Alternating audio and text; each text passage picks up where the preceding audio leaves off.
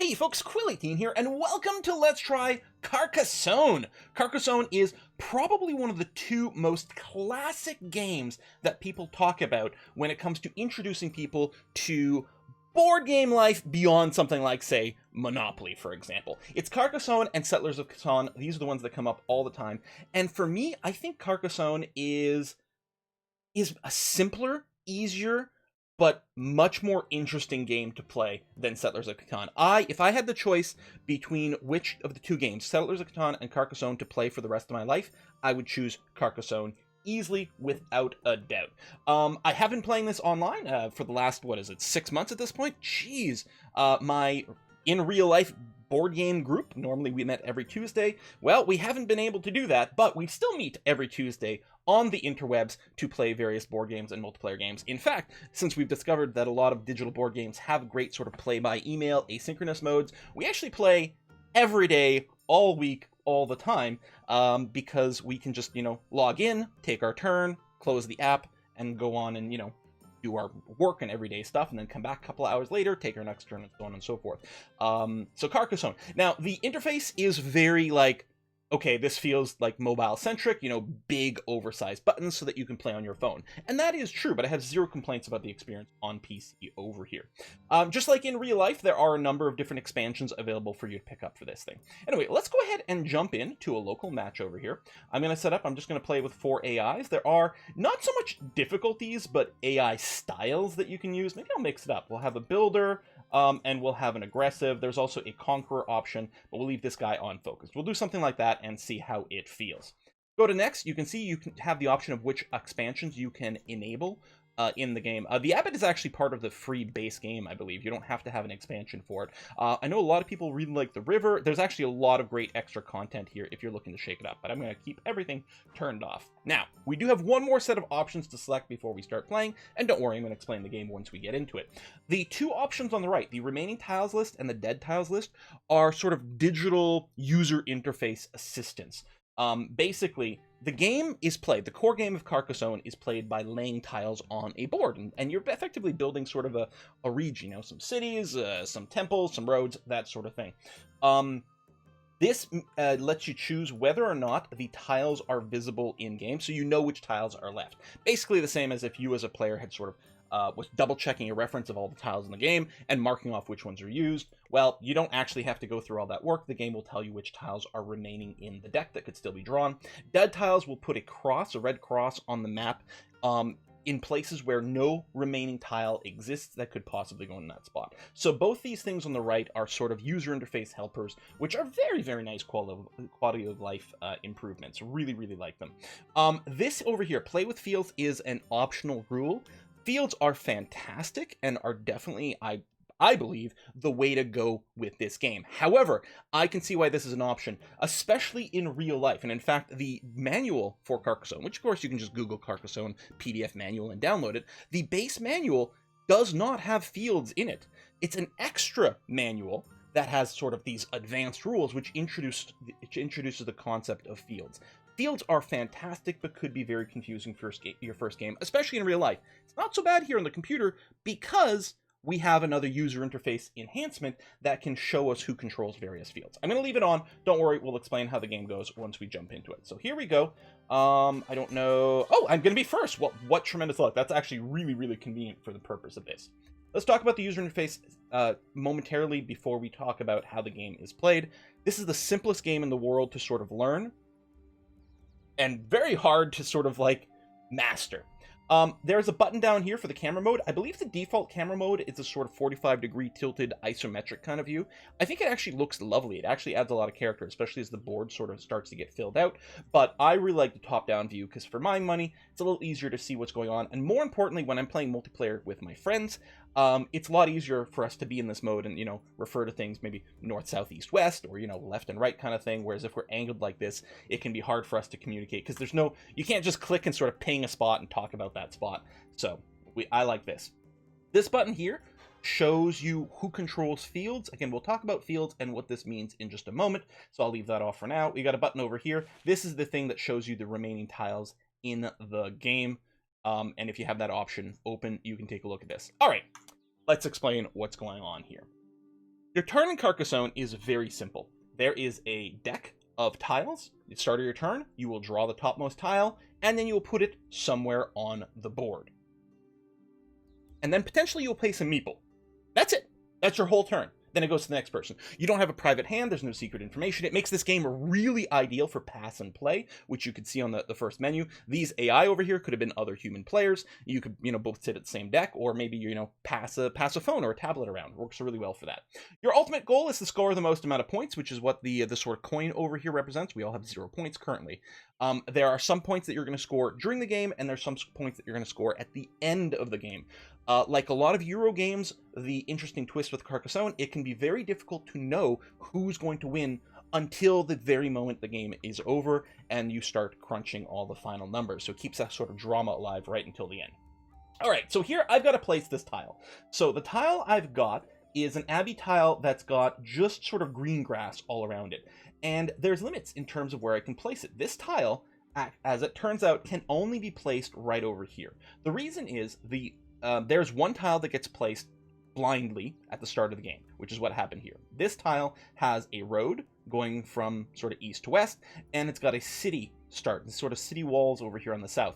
So because the tile I have has neither road connection, nor is it part of a city, it can't be placed on either of the 3 sides. So there's actually not much of a decision for me to make in terms of placement here. So I will click to place it here. You can rotate it. In the case of this tile, it literally makes no difference how I rotate this. And then I can hit the check mark to confirm. I can still undo by hitting the red button, which is great. I'm going to have a whole series of videos at some point just like bitching about virtual board game adaptations that don't have undo features because, by the way, the game with the best undo feature in the universe is probably Through the Ages, which is one of my favorite board games. Now that I've placed the tile, I have the option of placing a meeple. So every player starts with 7 of these meeples. These are the little wooden figures that you can place down on the game board. And these are the things that will actually score. When you place a tile, you can place a meeple on that tile. Now, the place where you can put the meeples will be dependent on what's on the tile. If I had placed, say, this one here, which got placed blindly at the start of the game, if I had played this tile, I would have had 4 different places I could have placed a meeple. I could have placed a meeple inside the city, I could have placed it on the road, or I could place it on this field or this field, because I'm playing with fields turned on. These meeple placements technically have names. On the road, I think they're bandits. In the city, I think they're called knights. In the field, I think they're called farmers. And on the abbey here, I think they're called priests or bishops or something like that. It doesn't actually matter. The placement of the meeple changes how these various pieces are scored. The abbey, as it turns out, is probably the simplest one to play and to explain, and I will place a meeple on here. Now, sometimes you might not want to place a meeple because you have a limited number of them. You can get them back during the course of the game, but it's not always the case. Now, this abbey here, the way it will score is I will get 1 point for every tile adjacent to this abbey over here. I think it even scores for itself. I think it's 1 point for itself and then 1 point for each tile adjacent. Now, let's say at the end of the game, there's a tile placed here, here, here, and here. So I should score, assuming I'm right about scoring the middle tile. I might not, I might be wrong, but I'm pretty sure I'm right. I will score 6 points with this person, this meeple, at the end of the game. Awesome. Now, with the abbey, if all 9 tiles, including the center tile, are filled in, if all of them get placed, I then actually get to instantly score this meeple. I don't have to wait until the end of the game. I actually get to pick up this meeple, score my 9 points, and then I have my meeple back in my hand to be able to redeploy. And that's one of the big initial mechanics of the of Carcassonne, is you want, whenever possible, try to get your meeples back. Because if you get your meeple back, it means you'll be able to place it on a future tile and score once again. So I'm going to go ahead and place my meeple here on the Abbey and hit OK. Then the other AI players are going to take their turn. They're going to place there. The game's really nice. It puts this little highlighted colored square over the player's final action. Ooh, now that's quite interesting. We'll talk about that in a second. Okay, it's back to my turn. Let's talk about what the AI did. So first, the sort of dark gray player over here placed this tile piece, which had a road on it. And this player placed his meeple on the road, which makes him a bandit, and bandits score 1 point for each tile of road connected to this one. So right now, this is a 2-point meeple. Just like with the Abbey, if the road were to somehow be completed, so you can see sometimes roads dead end. Actually, this little tiny little village in this crossroad, this actually is an endpoint for all three of these roads. If, for example, if we had another one of these pieces, exactly like this one, and we took one of those and placed it here, and took another one and placed those here, that would complete that road, and that road would connect 4 different tiles, so the dark gray player over here would then get to immediately pick up this meeple and score 4 points. Now, if that never happens, if this road never completes, this meeple will still be worth points at the end of the game. But often the ideal, you really would like to complete these roads, complete these cities, complete these abbeys during the course of the game, so that you can get your meeple back and then put them somewhere else and score once more. One of the other players, I guess green over here, had placed this tile. Yeah, this was the green player. Placed this tile, and then he placed his meeple inside of the city. This city happened to complete at that point, right? It's completely enclosed in wall. That is a complete city. So that means that the green player was able to immediately score this city and get his meeple back. You can see he's got 4 points. Cities score, they're worth 2 points for every tile that the city is part of. Some of the tiles also have little shields on them, which are worth more points. Now, the cities are worth 2 points for every tile. At the end of the game, if your meeple is in an incomplete city, like this one over here, it only scores 1 point for every tile. But cities can get very, very, very big, so even incomplete cities can sometimes be very, very attractive. So that was green's play. Pink's play was to place this tile down and put a meeple inside of the city. Now, it's my turn to make a move, and here's an interesting thing. What if I said, hey, this city stuff sounds really interesting. I'm going to go and put a tile here. Now, I don't have the option to rotate it because the only legal placement is for my city to touch the city over here. Great, I'm going to hit OK. And then I want to put a meeple in the city. Wait, I can't. Why can't I? In Carcassonne, you can't place a meeple in something that someone has already claimed. So because Pink has already got a meeple inside the city, I cannot add a meeple inside the city. Now, that doesn't mean 2 players can't score the same thing. If I undo over here, and if I place the tile here, now I'm allowed to place a meeple inside of the city right over here, because it's not currently part of the same city Pink is in. Later on, if someone were to place a tile here that might connect us into one super mega city, that is okay, in which case both myself and Pink would score for this city. So if multiple people have exactly the same number of meeples within a city, or within a road, or within, abbeys don't count because they work differently, or a field, which I still haven't explained, if they have exactly the same number of meeples, both people score, or all 3, or all 4 people can score in really weird, rare circumstances. So you can't directly add a meeple to something someone's already got going on, but maybe you can sort of proactively put a meeple in such a way that eventually it'll merge together. Now, if someone happens to end up with more, if Pink, say, ends up putting a city here and then it all merges together, and in the end Pink has 2 meeples in the city and I only have 1, only Pink would score in that situation. So we've got that happening. So I can put my tile piece in a few different places. In some places I have the option of rotating. The road works the same way. If I put it here, I can't put a bandit on this road because Gray already has a meeple on this road, so I can't do that.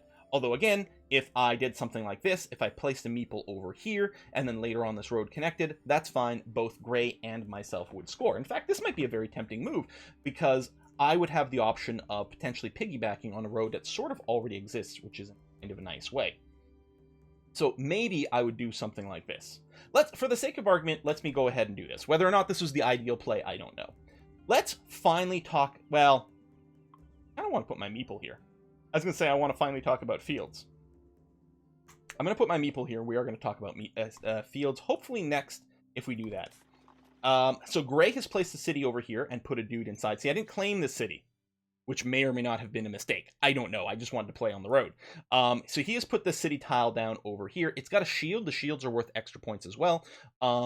Again, I think they're worth 2 points at the end of in a completed city and 1 point at the end of the game in a non-complete city.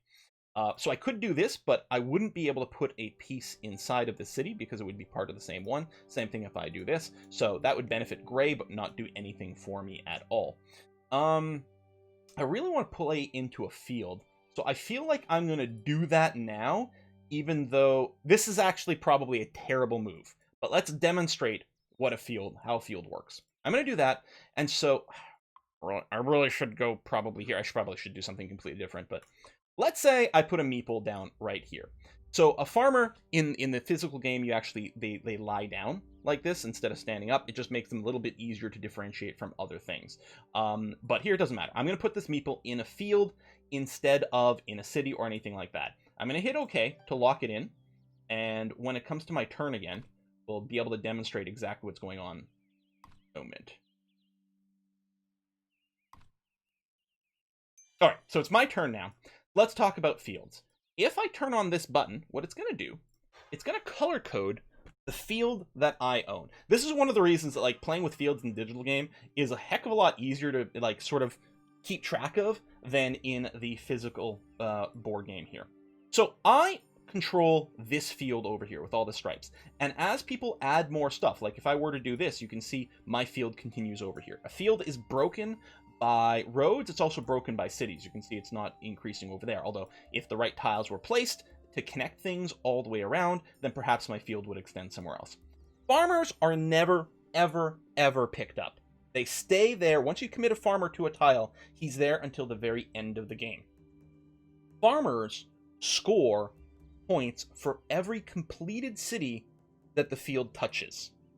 So if this city over here were to get completed, then I would score, I think it's 3 points. I should really double check this, but I'm pretty sure a farmer scores 3 points for every city, for every completed city. Incomplete cities do nothing. Right now, this farmer is worth 0 points, and is one of the reasons that this is probably a terrible play. Right now, this farmer is worth 0 points.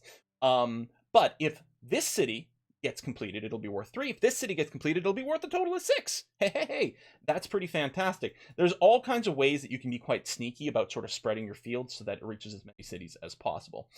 So really, when you're placing a farmer in a field, you're gambling that eventually the field will touch a lot of complete cities. It is definitely a gamble, especially since you often have to place them early because no one else is going to be able to play a farmer in this field that I have played. What they could do is they could put a farmer, say, over here, right? Pink could have put a farmer over here. And then if the fields later connect, then both myself and Pink would be equal partners in this field, and we would both score for all cities that are connected to it.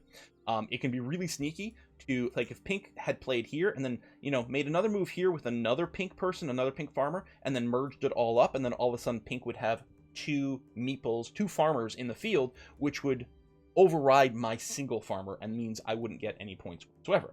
Now, whether it makes sense for Pink to commit that many meeples to farmer jobs, which are going to be locked until the end of the game, entirely depends on how many cities we think we're complete. Right now, one of my incentives would be to see if I could finish this square and this square because of my Abbey here, because I would really like to score my 9 for the Abbey if I can, and then pick up this meeple again. That's one of the other reasons placing this city is awful, because it's actually going to be fairly tricky. To complete this city, so 2 things: to complete the city so that my farmer scores, and to add a tile here, and to a lesser extent here, so that my Abbey scores, is going to be quite tricky, because the tile here has to be one that has exactly a piece of a city and a road that ends up here and here. Now, this exists. If we take a look over here and we glance through, we can find, say, this piece over here. There's only one of them left. Or this piece over here. Either one of these, I believe, maybe not. I think it actually has to be this one, which there are 3 left over. This one here would work. This one, I believe, would work as well. So there's a few pieces that still exist to complete that. But no one else, none of the AI is likely to be incentivized. I mean, Gray might want to extend this road. And actually, if someone could play in the city, they would love it because the city is very worthwhile. Again, this was a terrible play, but that's the way it's going to have to be. I don't want to extend either of these roads because they don't benefit me in any way whatsoever. Extending the road over here doesn't help me right now, or that with Pink or Pink over here. The best play is probably for me to just start a new road at this point, and, you know, see about jumping in on the scoring. I could do this with the expectation that it'll join up on Pink roads over there, and I can piggyback on some bonus points, maybe. I don't know. Let's just make a move just to keep it going. Again, very unlikely that any of these moves are even remotely close to being good. This is interesting because this could make the city bigger, but limits it. Oh, there you go. Pink is played inside of this field here. Bold move. Playing digitally is great because it does show you all these yellow spots are all the legal placements for the tile you've just drawn, which does make the game a lot faster and easier. What I'm going to do is I'm going to go ahead and play up here, and I'm going to put a meeple inside of the city, because currently this city wasn't claimed, and in fact could potentially still merge up over here. I would need another piece exactly like this one, effectively, to merge this up at this point, but could work. Well, I could continue to embiggen my giant city over here, which wouldn't be a terrible idea, especially since it's got a shield in there.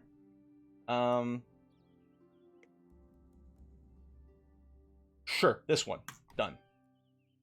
Now, it's at this point, a lot of work would have to be done to complete this city. It's not impossible, but still, it's still a fairly decent scoring playing, especially with all these shield tiles in here. This is interesting, because no one has claimed this city. I can place this piece here. I can place my meeple inside the city.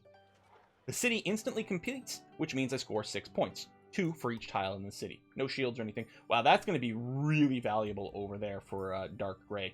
I really like gray's position. There you go. Pink has just finished the city. Now, I don't mind that one so much because I've got control over this field, which means I'm going to score some points on this later on in the game. And that's not too shabby. I don't think I have a road current. Oh, I could extend this one over here. I could even do this to join up with pink. But I'm wondering if the stronger move might be to do something like this, because it's a 1, 2, 3 tile road. I think I will, and currently unclaimed, so I'm going to go and claim it with a bandit. I've only got 1 meeple left. I got to start pulling some meeples off the board here. Otherwise, I'm not going to be able to place more meeples as I put down tiles, which means it might be harder for me to improve score. Pink's claimed another field over here. That's a 3-point play. It's got a city in there and might have more later on, depending on how this connects up. For example, if I did this, that's actually quite interesting.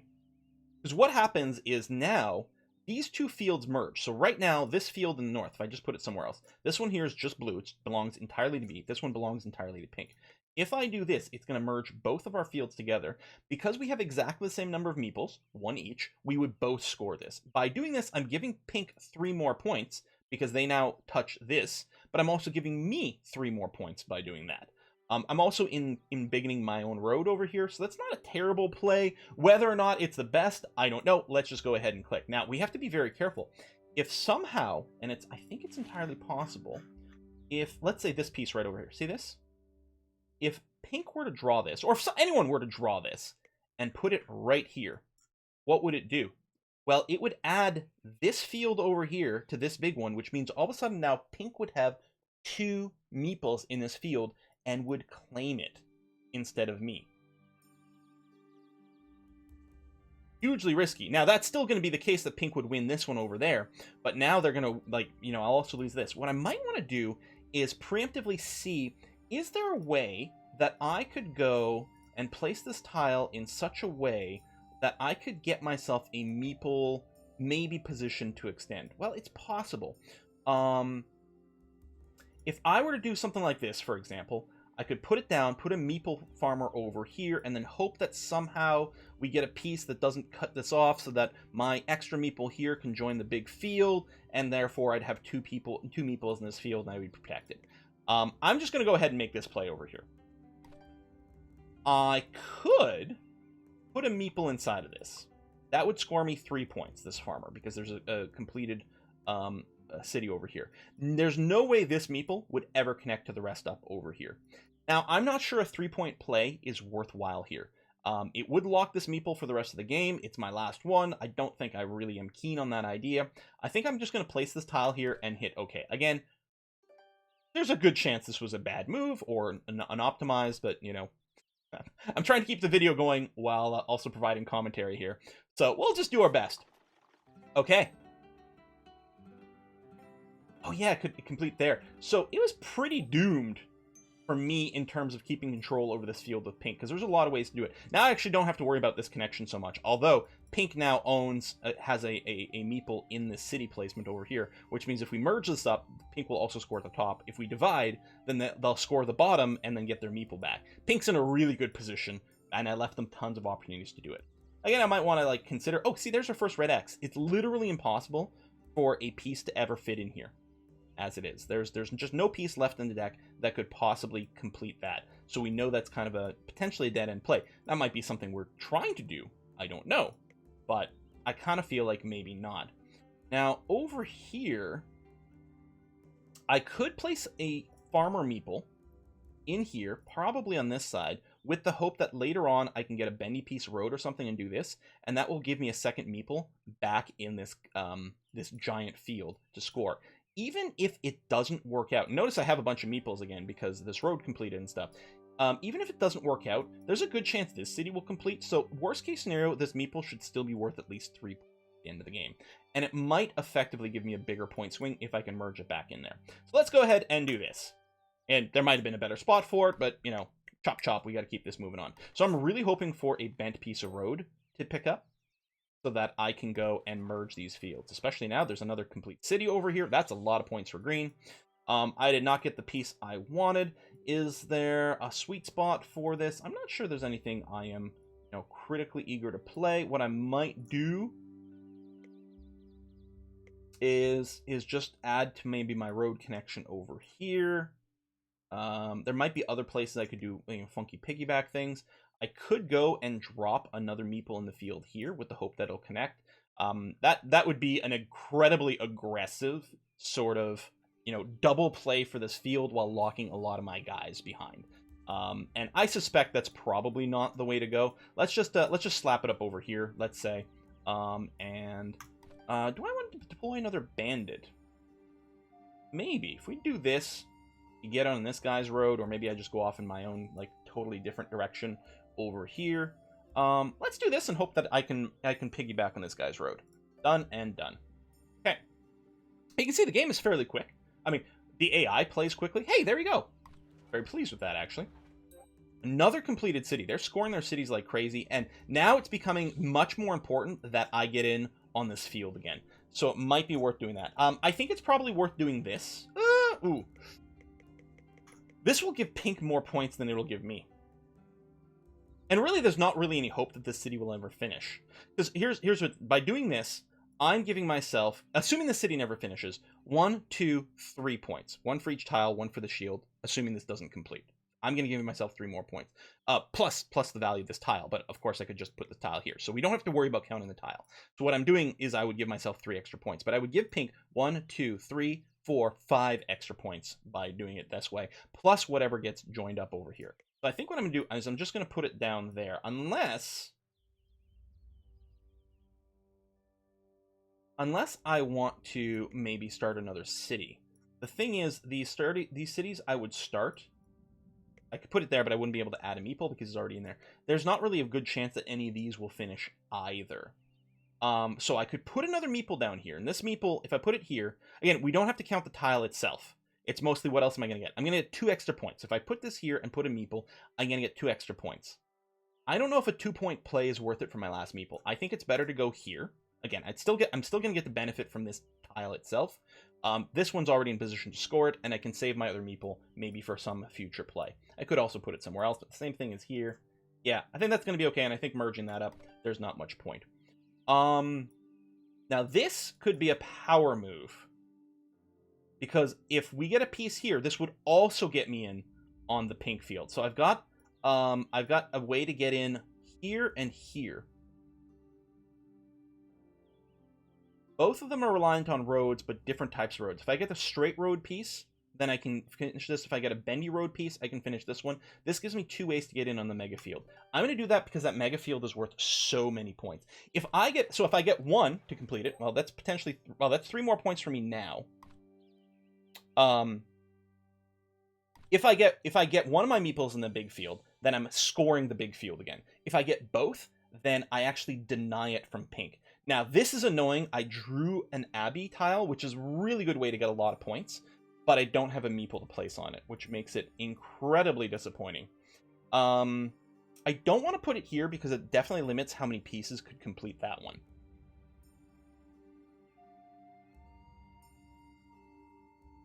These pieces are really good for helping to make much bigger fields as well, because there's so much greenery all over the place. There's not really anything advantageous, as far as I can tell, anywhere over.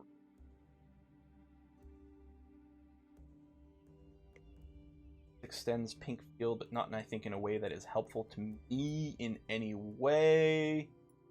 I can't, at a glance, without looking too hard or too intensely here, I can't see any play that makes a massive difference to me.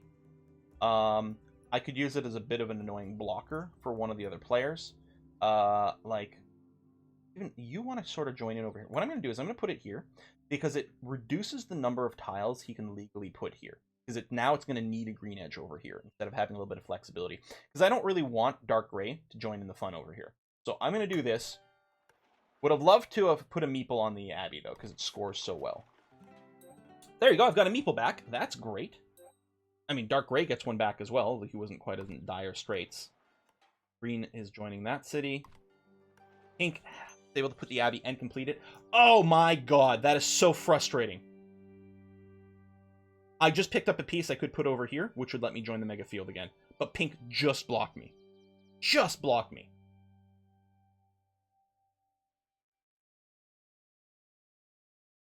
Well, dang.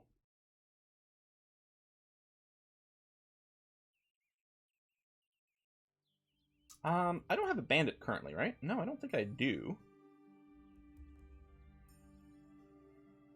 That is incredibly frustrating. I think I'll just put it here. Because I'd like to join an existing road. It's going to be tough here because this will actually be a very hard tile to find. Very little flexibility. I guess better bet might be to do something like this. And just put a bandit down there. Oh, that timing. That is so brutal. There's still a piece. It's a very specific one. It's a road that dead ends in an abbey. There's probably exactly one left. There it is. Pink gets it. How? How is Pink getting exactly the right piece to screw me both times? Oh my god. If Pink hadn't played here, I would have played here and joined. If I had drawn this instead of Pink, I still would have been able to join. But now there's a red X. There's no piece that can play over here. This guy is 100% dead. That was a greedy move to try to get in there, and I got screwed. But through some really bad RNG, I got a second just straight road piece. I'll just go ahead and put it here. Oh, the salt is real, you guys. The salt is real. More completed field. I'm probably going to come in dead last, by the way. Notice that Pink doesn't have a lot of points currently, but they're going to score tons at the end. Okay, well, we've got this anyway, which will let me get back into the big field, which is important. If I'd gotten this, I'd now be dominating this middle field, and all the points would go to me instead of Pink. Pink would be dead last. But at least here now, all of a sudden, I will score points. Unless Pink can merge in an extra dude, but he doesn't have one out there.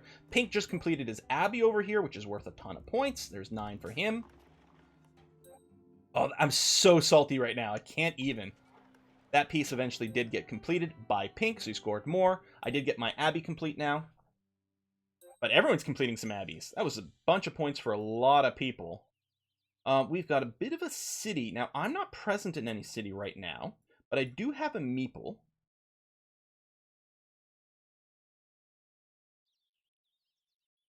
I think, and yeah, this can never be extended here. I think what I'll do is I'll just put it over here and drop a meeple inside of this. I could go and put a farmer on the outside, but that's unlikely to connect anything. I'll just do this. The worst case scenario is a 3-point play, and might be more. I don't know if, well, there's no red X's here, so theoretically it's possible for me to draw another city tile. But we're nearly out. There's only 4 more pieces left. I could complete my road. I'm not going to get another play after this. So whether or not I pick up my meeple doesn't make a difference. But if I do this, it's at least worth a point because I've extended my road. I think that's the best I can do with this bad boy.